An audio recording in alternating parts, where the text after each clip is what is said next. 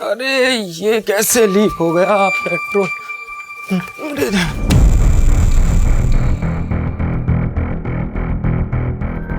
अरे बिट्टू ये पेट्रोल, अरे बिट्टू चॉकलेट नहीं, अरे चॉकलेट बिट्टू रोक। बिट्टू नहीं रुकेगा अंकल, इस चॉकलेट का पैसा पापा के अकाउंट में लिख देना।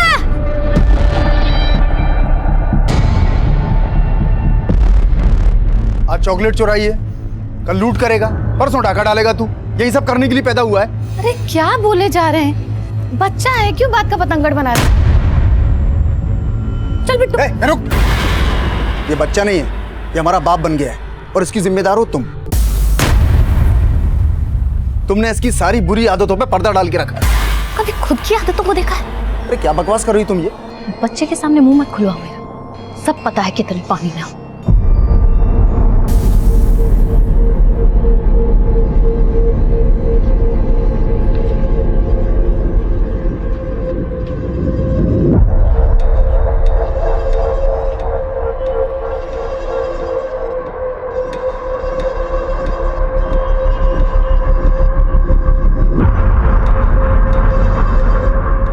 कुछ चाहिए आपको?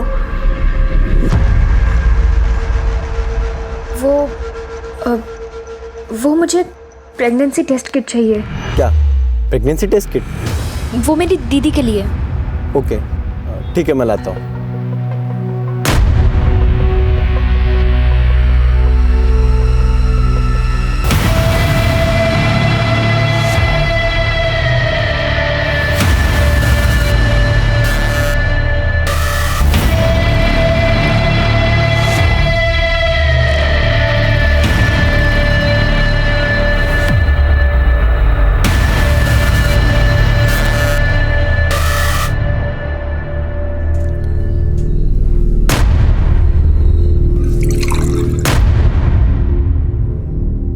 गरम पूरी लेकर आती हूँ।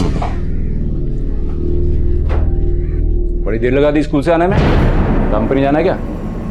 वो हम सहेली से नोट्स लाने गए थे, इसीलिए लेट हो गए। बस बहुत हो गया पढ़ाई का नाटक। पढ़ लिख कर होगा क्या? आज अपने पापा का हाथ बटाएगी तो कल को तेरे शादी के ही काम आएगा ना। और तू ही बता, अरे देखा कैसे बिना जवाब दिए चली गई। इसकी अकल ऐसे ठिकाने नहीं आएगी।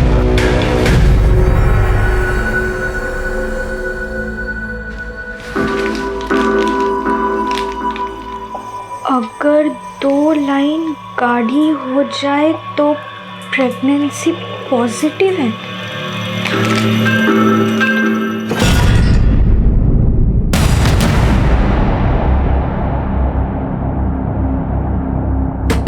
रश्मि, ओ रश्मि, अरे कर क्या रही इतनी देर से अंदर? आई दादी। जल्दी निकल, तुझे काम पे लेट हो जाएगा।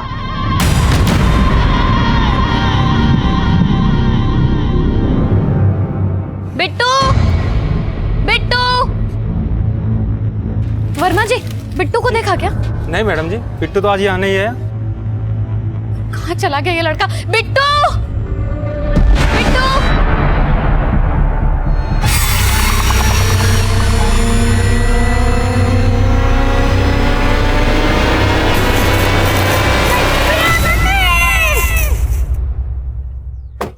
नमस्कार, आदाब। मैं inspector Adil Khan, crime petrol Dastak में आपका स्वागत करता हूं। आज जिस केस का जिक्र मैं करने वाला हूं वो मध्य प्रदेश के खंडवा का था। 9 साल के बिट्टू और उसके माँ बाप की जिंदगी में एक जुर्म ने दस्तक दी थी।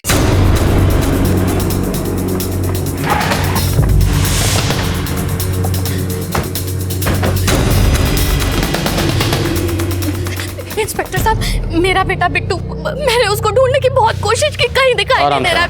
अब घबराइए मत, आराम से बताइए। वो दोपहर में अपने दोस्तों के साथ खेलने के लिए घर से बाहर निकला था। उसके बाद से मैंने उसको हर जगह ढूंढ लिया, वो कहीं दिखाई नहीं दे रहा है। किसके साथ खेल रहा था? अंकल, हम और बिट्टू क्रिकेट खेल रहे थे दोपहर में। नॉट आउट, नो बॉल है। चल मेरी बैटिंग है, चल फील्डिंग कर। अरे नॉट आउट है ना, उसने आगे से बॉल मारा। चल चल चल, मैं आ रहा हूँ। अरे कहाँ जा रहे हैं? अरे सुसु आ रही है बेट। लेकिन बिट्टू वापस आया नहीं। हमें लगा कि उसकी फील्डिंग की बारी आई तो शिशु का बहाना करके घर चले गया। कहाँ खेले तुम लोग? बिट्टू तो उधर गया था झाड़ी के पीछे टॉयलेट करने के लिए।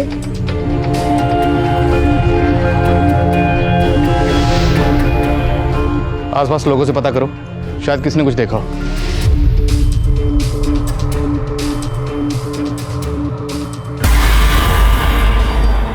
विनीता, बिट्टू को कुछ पता चला? मिल गई फुर्सत तुम्हें आने की। क्या बात कर रही हो तुम? हाँ, तुमने जैसे ही मुझे इन्फॉर्म किया सीधा मैं यहाँ चला आया हूँ। सर, बिट्टू को कुछ पता चला? आप? जयदेव, बिट्टू का पापा। देखिए, मिल जाएगा आपका बच्चा, हम ढूंढ रहे हैं। उसे गायब हुए 7-8 घंटे हो गए। क्या कभी वो इतनी देर घर से बाहर रहा है? नहीं सर। पर क्या आपको किसी पर शक है जो बिट्टू को गायब कर सकता है? वो मोनू जो आज मेरे बच्चे के साथ खेल रहा था इंस्पेक्टर साहब। मोनू वो बच्चा? बच्चा नहीं है, एक नंबर का बदमाश है वो। और उसकी माँ भी कोई कम नहीं है। इंस्पेक्टर साहब, अभी कुछ दिन पहले ही उस मोनू ने मेरे बेटे को बहुत मारा था। छोड़ूंगा नहीं तेरे को बिट्टू। मैंने क्या किया जो तू मुझे मार रहा है? बिट्टू, ए! तू कैसे हाथ लगा रहा है मेरे बेटे को? हाँ, तू थप्पड़ लगाऊंगी का। बिट्टू तुझे लगी तो नहीं ना? तो अगली बार से लड़ाई की ना तो ऐसा थप्पड़ मारूंगी कि हाथ रखेगा, समझा? अरे मेरे बेटे को कैसे मार रही है तू? ये हिम्मत कैसे है मेरे बेटे को मारने की? संभाल के रख अपने बेटे को, अगर इतना ही प्यार है तो समझी। तो मेरे बेटे को तू मारेगी तो मैं देखती रह जाऊंगी? इतनी अकल है तेरे अंदर, पता कुछ है नहीं हो रहा कि बवाल करे। क्या तमाशा कर रही तुम? उस झगड़े के बाद से मेरे और मोनू की माँ की बातचीत बंद है। हालांकि मेरा बेटा खेलता है उस मोनू के साथ, लेकिन ये बात उसकी माँ को बिल्कुल अच्छी नहीं लगती। एक नंबर की चालाक औरत है वो। मुझे तो लगता है इंस्पेक्टर साहब उसी ने बच्चों के साथ मिलके मेरे बिट्टू को गायब किया है। मुझे पता था सर, वो मुझ पर ही शक करेगी। मैं इतनी गई गुजरी नहीं हूँ सर कि इतनी छोटी सी बात पर किसी भी बच्चे के साथ कोई गलत काम करूंगी। बात छोटी जरूर थी, लेकिन इतनी बढ़ गई कि बिट्टू की माँ के साथ आपने हाथापाई की। हाथापाई? मैंने? सर, उसने हाथापाई शुरू की। तो खत्म आपने की होगी उसके बेटे को गायब करके। देखिए, अगर कुछ भी छुपा रही हैं तो साफ साफ बता दीजिए। सर, मैं आपसे कह रही हूँ ना, मैं कुछ नहीं छुपा रही हूँ। ये मोनू की माँ देखने से चालाक लग रही है सर, पर क्या वो ऐसा करेगी? हो सकता है बिट्टू की माँ का शक सही हो। इस लेडी के बारे में पता करो। सर, इन्होंने बिट्टू को ग्राउंड के पीछे वाले रास्ते में किसी आदमी के साथ जाते हुए देखा था। कौन आदमी? साहब, वो आदमी कौन था ये तो नहीं मालूम, पर शायद बिट्टू उसको जानता था, क्योंकि मैंने खुद उसको उसके साथ जाते हुए देखा। दिखता कैसा था वो आदमी? उसका हुलिया याद है? साहब, इतना तो मैंने ध्यान नहीं दिया, पर हाँ, वो ब्लू कलर की शर्ट पहने हुए था।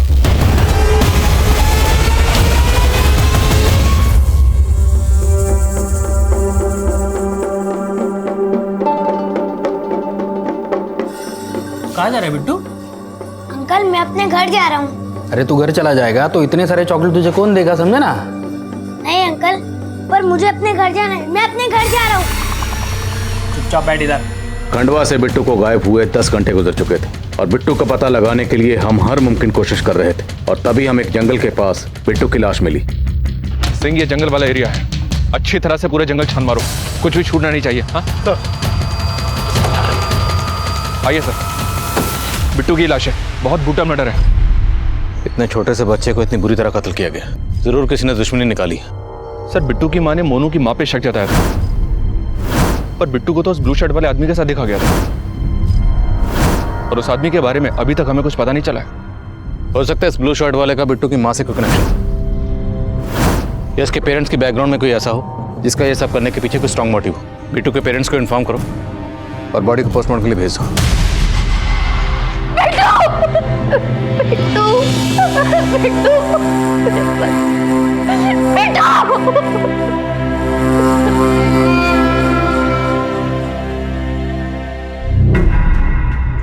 जीजा जी, आई। इतना सब अचानक हो गया और ऐसे वक्त में हम लोग तुम्हारे साथ नहीं थे। पर विनीता कहाँ पर है? पुलिस स्टेशन गई है। Police station? किस लिए? शायद पुलिस को उससे कुछ बात करनी थी।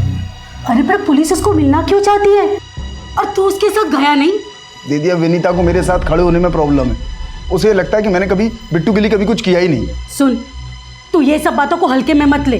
कहीं ऐसा ना हो जाए कि उसके वजह से पुलिस तुझे परेशान करना शुरू कर दे। बिट्टू के फादर जयदेव के बारे में कुछ पता चला सर। जयदेव कॉस्मेटिक ट्रेनिंग का बिजनेस करता है और बिजनेस टूर पे कई दिन बाहर भी रहता है। जयदेव को जानने वाले लोगों ने बताया कि काफी रंगीन मिजाज का आदमी है ये। जयदेव का अफेयर है किसी से? अफेयर है या नहीं ये अभी क्लियर नहीं है, पर जयदेव के कॉल रिकॉर्ड्स में कई सारी फीमेल क्लाइंट्स का नंबर है। और तो और सर, जब आस पड़ोस में इंक्वायरी की तो पता चला कि जयदेव की पत्नी भी उस पर शक करती है और मोनू की मदर विडो है, और जयदेव की पत्नी को लगता है कि उन दोनों के बीच कुछ है।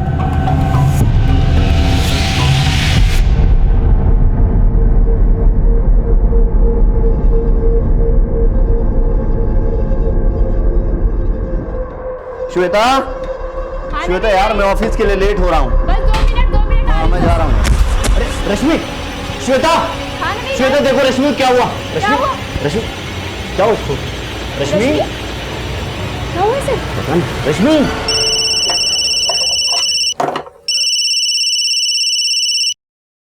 हेलो,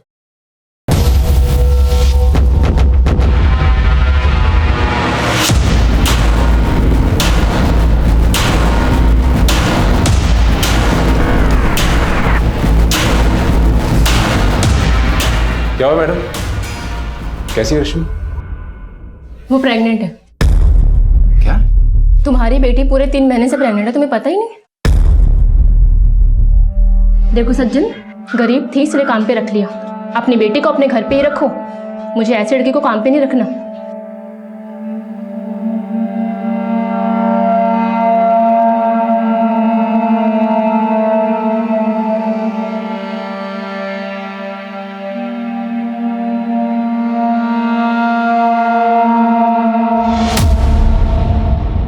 विनीता जी, दोषी कोई भी हो, इंसाफ होगा। लेकिन इतना पक्का है कि बिट्टू किसी ब्लू शर्ट वाले आदमी के साथ गया, और ये जो भी था बिट्टू उसे अच्छी तरह से जानता था, क्योंकि बिट्टू अपनी मर्जी से उसके साथ गया। अब ये आदमी कौन हो सकता है? सोच के बताइए, कभी कोई ऐसा हादसा हुआ हो आपके साथ, आपके पति के साथ, किसी रिश्तेदार के साथ या बिट्टू के साथ? इंस्पेक्टर साहब, कोई हादसा जैसा तो कुछ हुआ नहीं, लेकिन अभी कुछ ही दिन पहले बिट्टू जब घर आया था उसके हाथ में बहुत सारी चॉकलेट्स थी। बिट्टू, बिट्टू कहाँ गया था और इतनी सारी चॉकलेट कहाँ से लाया? अरे मम्मी, वो अंकल ने दिए। कौन से अंकल? अरे वो पापा के दोस्त थे ना, उन्होंने दिए। तो बिट्टू अपने पापा के किस दोस्त की बात कर रहा था? मैंने उससे पूछा, लेकिन बिट्टू ने मुझे कुछ बताया नहीं। बाद में मैंने इसके बारे में जैसे भी पूछा, लेकिन उनको भी कुछ आइडिया नहीं था। देखिए विनीता जी, हालांकि आपने हमें इस बारे में खुद कुछ नहीं कहा, लेकिन फिर भी हमें पता चला है कि आपको शक है कि मोनू की माँ और आपके पति के बीच कुछ। आपने बिल्कुल ठीक सुना है, मुझे मेरे पति के बारे में शक है। स्कॉन्ड का ढोरा पीटने के लिए तुझे मैडम का घर मिला? हाँ, तुझे मैडम का घर मिला था? क्या हुआ? क्यों मारा थे उसको? अरे माँ, कहीं का नहीं छोड़ा इस लड़की ने, हमें मुंह दिखाने के लायक नहीं छोड़ा। 3 महीने से पेट से। रश्मि, ये सब क्या है रश्मि? बोल रश्मि, किसका पाप है ये? अरे मेरी तरफ क्या देख रही है? हाँ, मेरी तरफ क्या देख रही है? तुझे पता ना तेरी माँ क्यों मरी थी? हाँ? बोल। विवेक का पापा नहीं?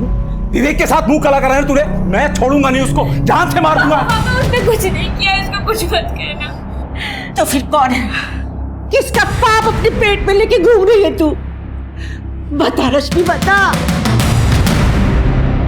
अरे बोल क्यों नहीं रही है? किसका पाप है ये?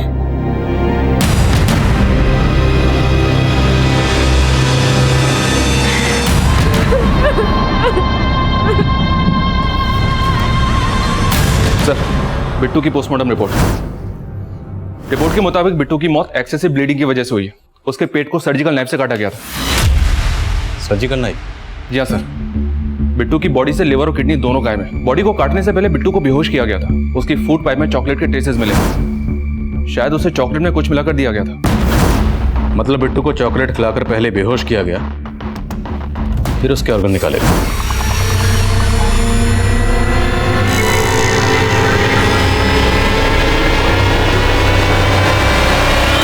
देखने से तो ऐसा लग रहा है सर, ये मामला ऑर्गन स्मगलिंग रैकेट से जुड़ा है। लेकिन कुमार, इससे पहले अपने एरिया में ऐसा कोई केस नहीं हुआ। भले ही पेट काटने के लिए सर्जिकल नाइफ का इस्तेमाल किया गया, लेकिन जिस तरह से पेट काटा गया वो काफी अटपटा है। पोस्टमार्टम डॉक्टर का भी कहना है कि जिसने पेट काटा हो सकता है मेडिकल फील्ड से ना हो, लेकिन सर ऑर्गन तो निकाले गए हैं। तो हो सकता है जानबूझ के सर्जिकल नाइफ से पेट काटा गया ताकि हमारी तहकीकात को भटकाया जा सके। खंडवा में जितनी मेडिकल शॉप हैं सब जगह पता करो पिछले दिनों किस किस को सर्जिकल नाइफ बेचे गए। Okay sir. एक अजीब बात पता चली है सर, बिट्टू की एक बुआ है सिमरन। बिट्टू के गायब होने के ठीक एक दिन पहले सिमरन और उसका पति तीर्थ पे उज्जैन चले गए थे। तीर्थ? जी हाँ सर। पता चला है कि उनका कोई बच्चा नहीं है और उसी के लिए वो दोनों यहाँ वहाँ पीर फकीर से मिलते रहते हैं। तो तुम्हें लग रहा है कि बिट्टू की मौत के पीछे ऑर्गन स्मगलिंग नहीं, कोई तंत्र मंत्र का चक्कर? अभी तक कुछ क्लियर नहीं है सर। अगर हम तहकीकात करेंगे तो शायद कुछ निकल आए। ठीक, सिमरन और उसका पति दोनों की डिटेल निकालो। Okay sir. सर माना कि हमें बच्चा नहीं है, पर बच्चा पाने के लिए हम बिट्टू को तंत्र मंत्र की बलि क्यों चढ़ाएंगे? तो बिट्टू के गायब होने के ठीक एक दिन पहले आप दोनों शहर से बाहर क्यों गए थे? पूजा पाठ कराने गए थे। तंत्र मंत्र तो हम मानते ही नहीं है। आप बेकार में हम पे शक जता के अपना और हमारा समय खराब कर रहे हैं।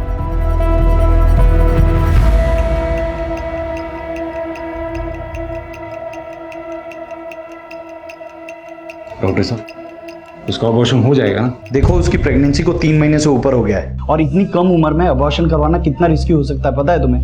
लेकिन डॉक्टर साहब अभी उसकी शादी भी नहीं हुई। लेकिन ऐसे में अगर रश्मि का अबॉर्शन करवाएंगे तो उसकी जान भी जा सकती है। देखो रश्मि को ये बच्चा कैरी करना ही पड़ेगा।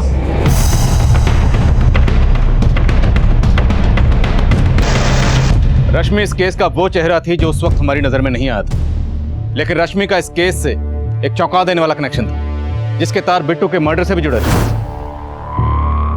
लेकिन इससे पहले इस केस में एक सरप्राइजिंग ट्विस्ट आया। चल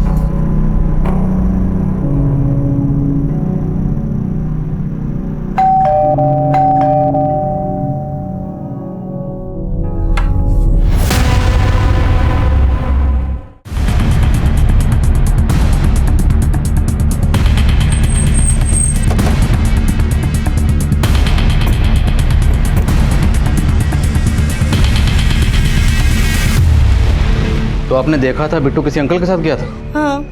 कौन अंकल? फिल्म वाले अंकल। फिल्म वाले अंकल? हाँ अंकल, लेकिन मैं उनको नहीं जानता। उस दिन जब बिट्टू टॉयलेट करने गया था फिर वापस नहीं आया, तो मैं उसे देखने गया, वो फिल्म वाले अंकल के साथ जा रहा था। अरे बिट्टू कहाँ जा रहा है? खेलना नहीं है? अरे नहीं मोनू, मैं फिल्म वाले अंकल के साथ जा रहा हूँ। वो फिल्म वाले अंकल दिखते कैसे थे? पहना क्या था उन्होंने? ब्लू शर्ट पहना था। और कुछ याद है? नहीं। सर लग तो ऐसे रहे कि मोनू की मां कहानी बना रही है, क्योंकि सबको पता है कि हम उस ब्लू शर्ट वाले आदमी को ढूंढ रहे हैं। शायद हमें भटकाने के लिए उस ब्लू शर्ट वाले आदमी को अब फिल्मी अंकल का नाम दिया गया है। मुझे लगता नहीं है सर ये फिल्म वाला कोई अंकल होगा। पर ब्लू शर्ट वाला तो है ना, जो उस दिन बिट्टू को अपने साथ ले गया। बिट्टू के दोस्तों से एक बार फिर से पूछताछ करो, वो इस फिल्मी अंकल के बारे में क्या बोलते हैं।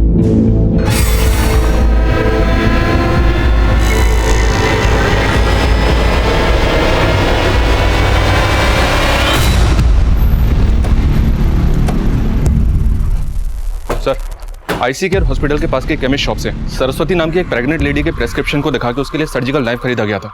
उसकी डिलीवरी ऑपरेशन होने वाली थी, पर मैंने पता किया सर उस हॉस्पिटल में सरस्वती नाम की कोई भी लेडी भर्ती नहीं हुई थी।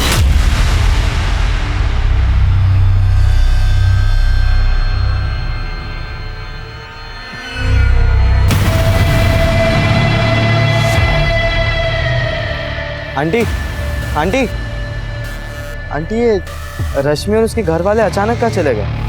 मतलब कई दिनों से ताला लगा हुआ है। वो रश्मि के पापा को नई नौकरी लगी ना खंडवा में, तो सब लोग वहीं शिफ्ट हो गए। अच्छा आंटी, एक और बात, ये आपको पता है कि खंडवा में कहाँ रहते हैं? नहीं, मुझे कुछ नहीं मालूम है।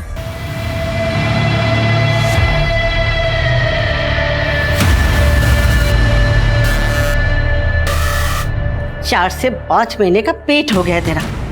अरे कम से कम पहले मुझे बता देती, तुझे ये पाप तो ना ढूंढना पड़ता। अरे कहाँ खो गई है तू? जो मैं बोल रही हूँ सुन रही कि नहीं? ध्यान रखना, एक तो तुझे या किसी से कोई बात नहीं करनी, और कोई कुछ पूछे भी ना तो बताना कि तू 18 साल की है, शादीशुदा है और तेरा पति मुंबई में नौकरी करता है। समझी? समझी ना? दादी आप लोग ऐसा क्यों कर रहे हो? अरे माँ, शादीशुदा लगने के लिए सिंदूर लगाना जरूरी है। अब माँ तू जल्दी मेरे लिए खाना लगा दे जा।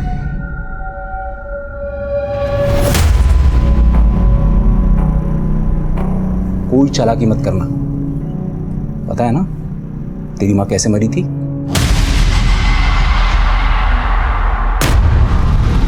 सर, ये मेरी बहू डॉली है। ये कहीं मिल नहीं रही सर। कब से मिसिंग है? सर, आज सुबह जब मैं सत्संग के लिए निकल रही थी तो डॉली घर पे ही थी।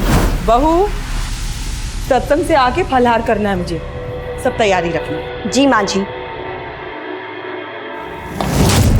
और जब मैं सत्संग से वापस आई सर तो घर पे डॉली नहीं थी।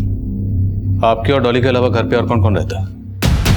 सर, मैं और मेरी बहू घर में अकेली रहते हैं। डॉली का हस्बैंड? सर, मेरा बेटा भोपाल में जॉब करता है, वो वहीं रहता है। सर, आप प्लीज पता कीजिए डॉली के बारे में। डॉली प्रेग्नेंट है सर। डॉली प्रेग्नेंट है? हाँ सर, तभी तो ऐसी हालत में वो इतनी देर तक बाहर नहीं रह सकती सर। मुझे उसकी बहुत फिक्र हो रही है। आप कुछ भी कीजिए सर, लेकिन मेरी बहू को ढूंढ दीजिए। इनके घर के आसपास पता करो, शायद डॉली को किसी ने जाते हुए देखा। और ये भी पता करो कि डॉली का फोन कहाँ स्विच ऑफ हुआ था। तब तक मैं केमिस्ट से मिलता हूँ।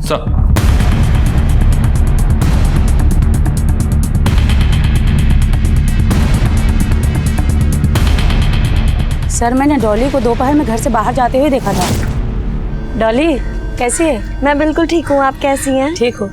मैं कैसे वापस कब आई? अभी 2 ही दिन हो गए। आपने बताया डॉली 2 दिन पहले अपने मायके से आई थी। उसका कोई इशू था क्या अपने ससुराल वालों से? जी सर, डॉली का अपने पति और अपने सास के साथ में बहुत झगड़ा होता था। पिछले 6 महीने से डॉली अपने मायके रहती थी। हाँ माँ, पुलिस ने क्या बोला? बोलना क्या था, कंप्लेंट लिख ली है। लेकिन ये बता कि तू कब आ रहा है?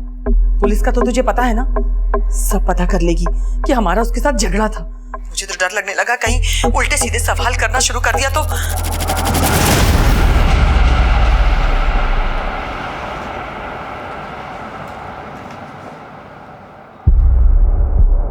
यस सर, इस सरस्वती नाम के पेशेंट के लिए सर्जिकल नाइफ इसी दुकान से खरीदा गया था।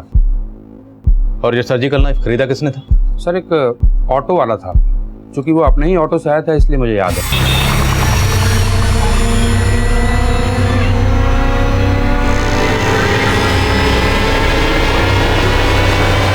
ये ले लो। ये क्या लिखा है? कुछ समझ में नहीं आ रहा है। साफ साफ नहीं लिखा है डॉक्टर ने। देखो, मेरे भी पेट से है, समझे ना। उसी का कुछ ऑपरेशन का लिखा होगा, समझे ना। उस ऑटो वाले को पहले कभी देखा था आपने? नहीं सर, लेकिन बहुत अजीब आदमी था सर। हर बात पे समझे ना ऐसे बोलता था। और एक बात सर, उसके ऑटो के पीछे एक फिल्म स्टार का पोस्टर लगा हुआ था।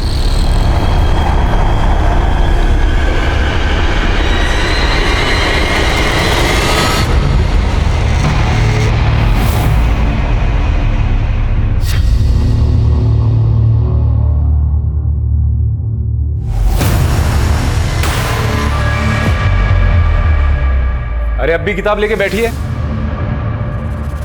अब क्या फिर से स्कूल जाने का इरादा है तेरा? पापा आप कुछ भी कर लो, अब मुझसे मेरे सपना नहीं छीन सकते। अरे जाग मुसाफिर, भोर भाई, सपने से बाहर आ। तेरे इस पेट के बच्चे ने तेरी और मेरी दोनों की किस्मत बदल दी है। यही सच है, इसका ध्यान रख। तेरे को कितनी बार बोला है खिड़की बंद रखा कर, ऐसे ही बैठ जाती है यहाँ पे।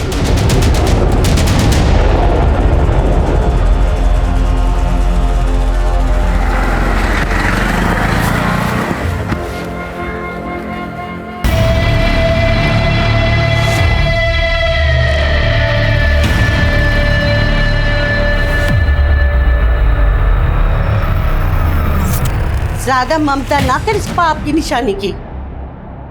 पाप तो पापा ने किया है दादी, माँ को भी। फिर से शुरू हो गया उस फालतू बातों को लेकर। अपने दिमाग से निकाल दो सब बातें और चल रसोई में मेरी मदद कर।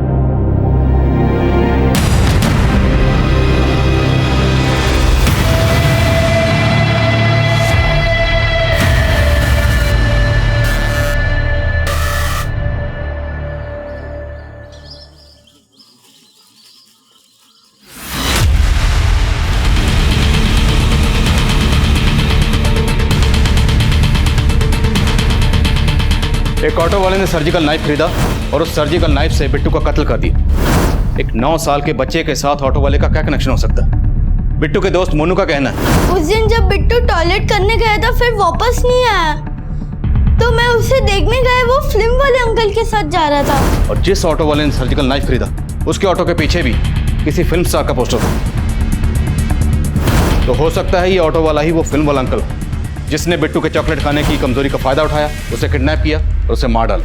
सारे ऑटो स्टैंड पर उन ऑटोज के बारे में पता करो जिनके पीछे किसी फिल्म स्टार का पोस्टर हो।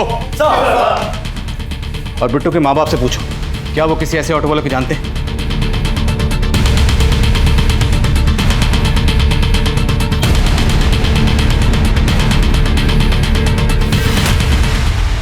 बिट्टू तो रहा नहीं,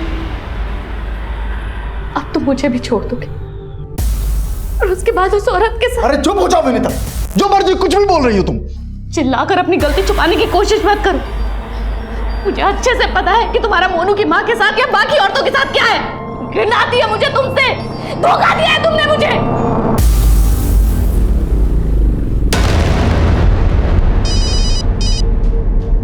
हाँ बोलिए। सर इस एरिया में ऐसे किसी भी ऑटो वाले का पता नहीं चला है जिसके ऑटो के पीछे फिल्म स्टार का पोस्टर हो, वरना ही बिट्टू से जुड़े किसी ऐसे आदमी का पता चला है जो किसी ऑटो वाले को जानता हो। तो हो सकता है वो किसी दूसरे एरिया का, बाकी एरियाज में पता करो। सर बुद्धनगर पुलिस को इस औरत की लाश मिली थी, इसकी लोअर बॉडी पूरी तरह से डैमेज थी। ये तो डॉली लग रही है। जी हाँ सर, लेकिन बुद्धनगर पुलिस ने बॉडी पोस्टमार्टम के लिए भिजवाई थी। डिटेल्ड रिपोर्ट आना भी बाकी है, पर उनका कहना है कि ये लेडी प्रेग्नेंट नहीं थी। शक्ल तो डॉली की लग रही, डॉली मिसिंग है, लेकिन डॉली प्रेग्नेंट थी। डॉली की सास और पड़ोसियों ने यही कहा था। कहानी को समझ में नहीं आ रही है सर। डॉली के मायके से पता किया तो पता चला कि डॉली की अपनी सास से ही नहीं, अपने पति से भी नहीं बनती थी। डॉली का पति उसे डिवोर्स देने वाला था, फिर अचानक से उन दोनों के बीच पैचअप हो गया। सब बोल रहे हैं कि इसकी वजह डॉली का बच्चा था। कहीं ऐसा तो नहीं कि डॉली फेक प्रेगनेंसी का नाटक करके अपने हस्बैंड से ज्यादा एलिमनी चाहती थी, इसलिए उसके हस्बैंड ने पैचअप कर लिया। लेकिन बाद में जब उसे पता चला कि ये प्रेग्नेंट नहीं है तो उन लोगों ने डॉली को मार दिया।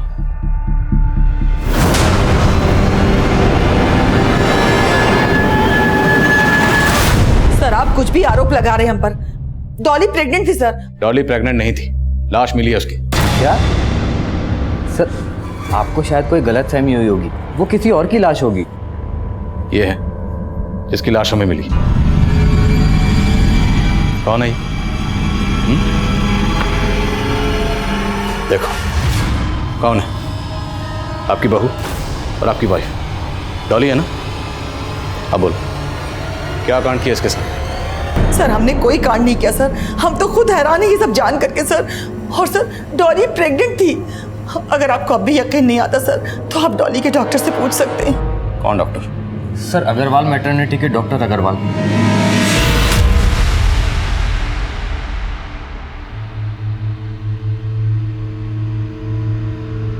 अरे रश्मि पानी देना। अरे कब आए तू? बस अभी आया। रश्मि पानी दो। अरे सो रही होगी अंदर। अरे ऐसे कैसे सो रही? आंखों से सो रही, कानों से तो सुन रही होगी। रश्मि मैं लेके आती। नहीं मैं जाता। रश्मि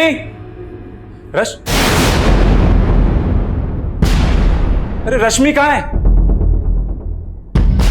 सर ये डॉक्टर अग्रवाल वही डॉक्टर है जिस पर पहले भी बच्चे एक्सचेंज करने के आरोप लग चुके हैं। अब ये डॉक्टर अग्रवाल ही हमें सुनाएगा डॉली की प्रेगनेंसी की असली कहानी। चलो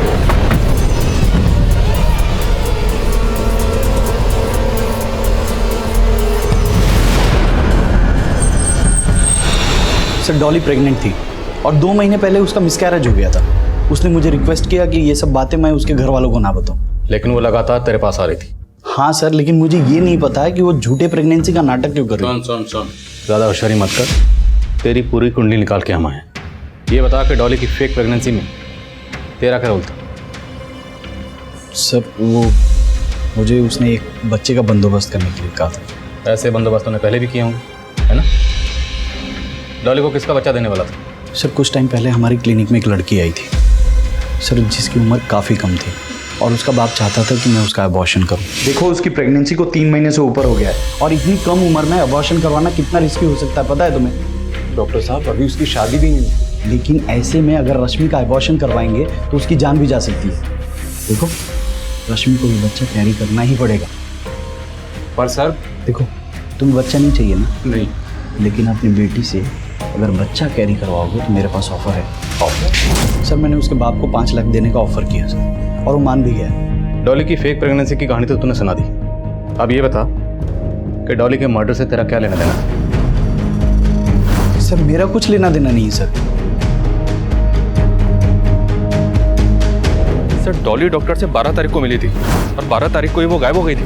हो सकता है डॉक्टर अब भी कुछ छुपा रहा है। इसे थाने बुलाओ, वहां से ठीक से पूछताछ करते हैं और इसके क्लिनिक के सीसीटीवी फुटेज में चेक करो कि डॉली वाकई उस दिन उससे मिलने आई थी या नहीं। सर और वो लड़की रश्मि, उसे और उसके बाप को दोनों को थाने बुलाओ। अरे आई क्या रश्मि? अरे आस पड़ोस में सब जगह ढूंढ रही है, कहीं कोई पता नहीं चला। तुमको देखना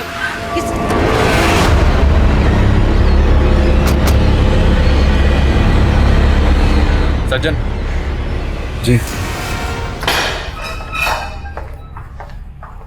रश्मि कहाँ? सर आप लोगों के आने से पहले हम उसी को ढूंढ रहे थे। वो पता नहीं अचानक कहाँ गायब हो गई। यार रश्मि को तो हम ढूंढ लेंगे, तू बता। तो रश्मि को लेके डॉक्टर अग्रवाल के पास गया था ना? अब तू बोलेगा या मैं बोल? सर हम तो अबॉर्शन करवा नहीं गए थे सर, लेकिन डॉक्टर अग्रवाल ने बोला कि अबॉर्शन नहीं हो सकता है। रश्मि की जान को तो खतरे में नहीं डाल सकते थे ना, इसलिए मैंने उनका ऑफर मान लिया। और तेरी नाबालिग बेटी को प्रेग्नेंट किसने किया? किसने किया? बोल। सर उसका रेप हुआ था सर।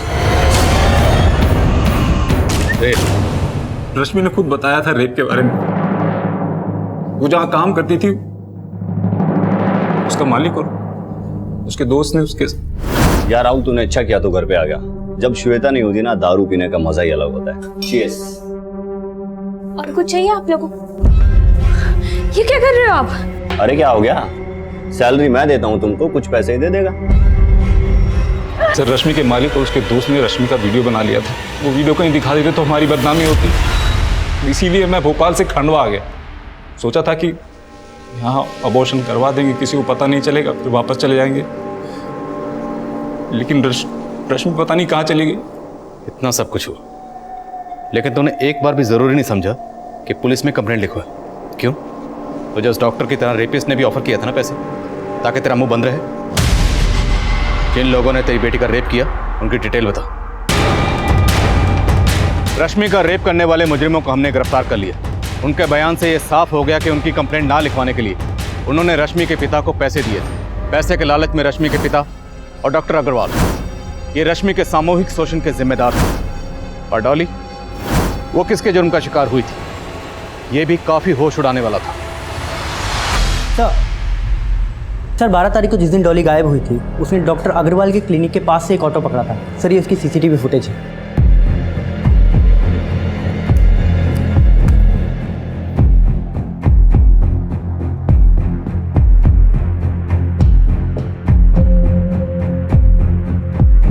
ये ऑटो के पीछे किसी फिल्म स्टार का पोस्टर जैसा कुछ लग रहा है। सर केमिस्ट ने हमें बताया था कि जिस ऑटो वाले ने उसके यहाँ से सर्जिकल नाइफ खरीदा था उसके ऑटो के पीछे फिल्म स्टार का पोस्टर था।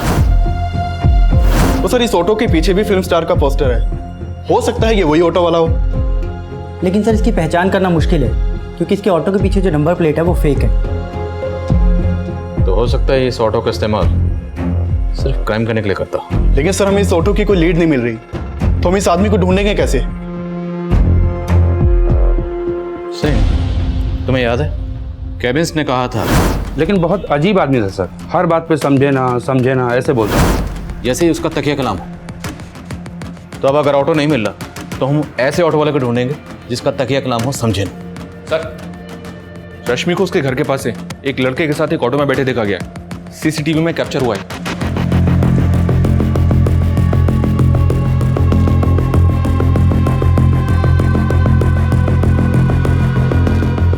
तो वही ऑटो है जो डॉक्टर अग्रवाल के क्लिनिक के बाहर। इसी ऑटो में आखिरी बार डॉली को देखा गया।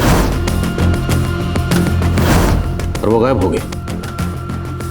अब इस ऑटो में रश्मि, उसके बाद रश्मि गायब। रश्मि के साथ ये लड़का कौन है?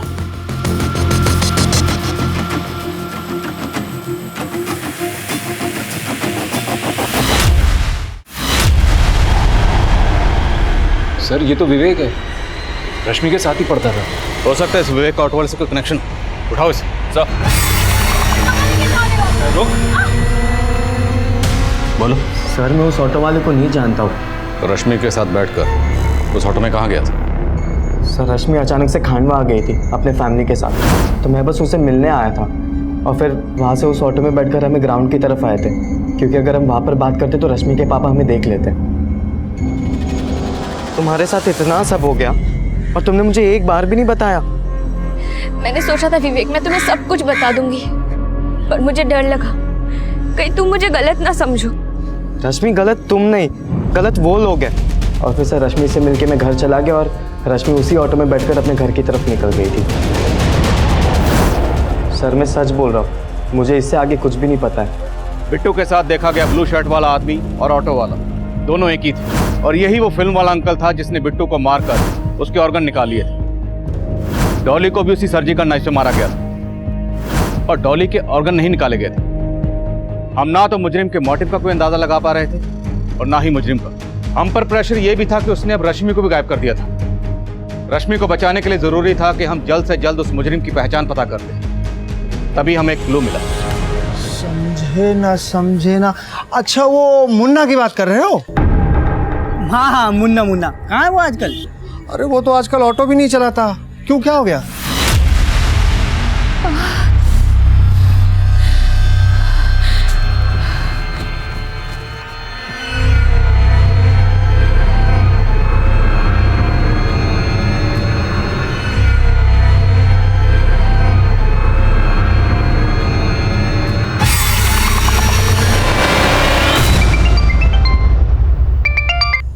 हेलो सर, कुछ महीने पहले तक यहाँ खांडवा में एक आदमी ऑटो चलाता था सर, जो बिल्कुल इसी तरह समझे ना करके बात करता था सर। उसके ऑटो के पीछे भी फिल्म स्टार का पोस्टर लगा हुआ था।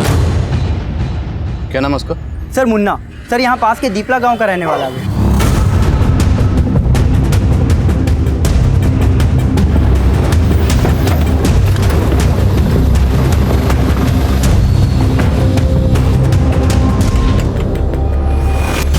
सुनिए,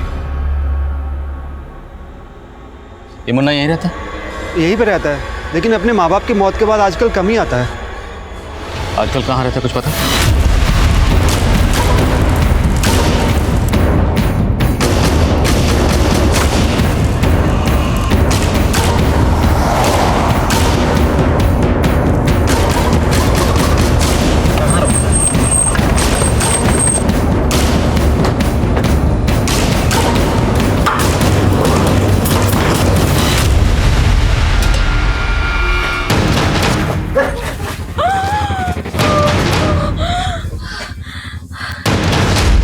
समझे ना साहब, मेरे बाबा ने मुझे बोला था कि मैं किसी बच्चे के शरीर के पुर्जे निकाल कर अगर साधना करूंगा तो मुझे खजाना मिलेगा। इसलिए मैंने बच्चे की तलाश शुरू की और एक दिन मेरी नज़र बिट्टू पे पड़ी। मुझे पता चल गया कि चॉकलेट बिट्टू की कमज़ोरी है और इसी का फ़ायदा उठा के मैंने उससे दोस्ती की शुरुआत की। और जब हमारी दोस्ती अच्छी हो गई तो मैं उसे अपने साथ घर लेके गया। लेकिन जब बिट्टू को मेरी नीयत के बारे में पता चला तो वो मुझसे भागने लगा साहब। फिर मैंने चॉकलेट में नशे की दवा मिलाकर खिला दिया और बेहोश कर दिया उसे और उसकी बलि चढ़ा दी साहब। समझा ना? बलि देनी थी तो ऑर्गन क्यों निकाले? क्योंकि बाबा ने मुझे बोला था कि सिर्फ उसकी बलि नहीं, उसके शरीर के पुर्जे भी निकालने थे। समझे ना? इसीलिए मैंने सर्जिकल नाइफ खरीदा।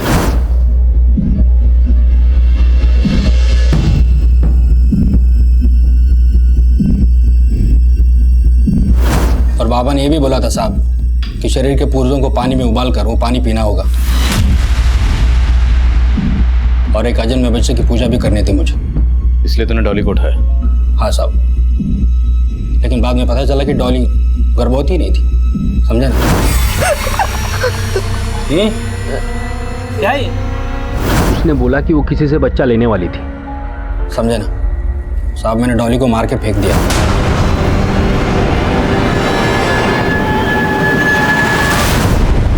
फिर मैंने उस लड़की को टारगेट किया। सब कुछ ठीक चल रहा था साहब, अब अचानक से आके, समझे ना? अब तुझे हम समझाएंगे, समझे ना? समझाओ इसे। वो मुजरिम इतना सिरफिरा था कि उसने वाकई सर्जिकल नाइफ से रश्मि की कोख से उसके अजन्मे बच्चे को निकालने की तैयारी कर रखी थी। वो तो गनीमत थी कि हम वक्त रहते वहां पहुंच गए और रश्मि और उसके बच्चे को बचा लिया। मुन्ना ने जिस मकसद से इन जुर्मों को अंजाम दिया, ये अंधविश्वास का वो पागलपन था जो ताउम्र मुझे याद रहेगा। हमने जल्दी बंगाल से उसके उस्ताद, उस तांत्रिक बाबा को भी गिरफ्तार कर लिया। लेकिन सवाल ये था कि एक सरफिरा मुजरिम मुन्ना, जिसका बिट्टू, डॉली और रश्मि से दूर दूर तक कोई ताल्लुक नहीं था, आखिर उसने इन तीनों को ही अपना टारगेट क्यों बनाया? बिट्टू जब किसी अनजान आदमी से चॉकलेट लेकर घर पहुंचा तो एक जुर्म ने दस्तक दी थी। बिट्टू की मां ने अगर उस वक्त ये जानने की कोशिश की होती कि ये चॉकलेट देने वाला कौन था, तो शायद बिट्टू मुन्ना के इस जुर्म से बच सकता था। लेकिन बिट्टू की मां ने जुर्म की इस दस्तक को नजरअंदाज कर दिया। फेक प्रेगनेंसी का नाटक करके डॉली ने खुद ही अपनी जिंदगी में जुर्म को न्योता दिया था। लेकिन मजबूर रश्मि की परेशानी को अगर उसके पिता ने पॉजिटिवली लिया होता तो शायद इतनी छोटी सी उम्र में रश्मि को इतनी बड़ी मुसीबतों का शिकार ना होना पड़ता। अब मैं आदिल खान आपसे इजाजत लेता हूं। आपसे फिर मुलाकात होगी एक नए केस के साथ। तब तक देखते रहिए क्राइम पेट्रोल दस्तक।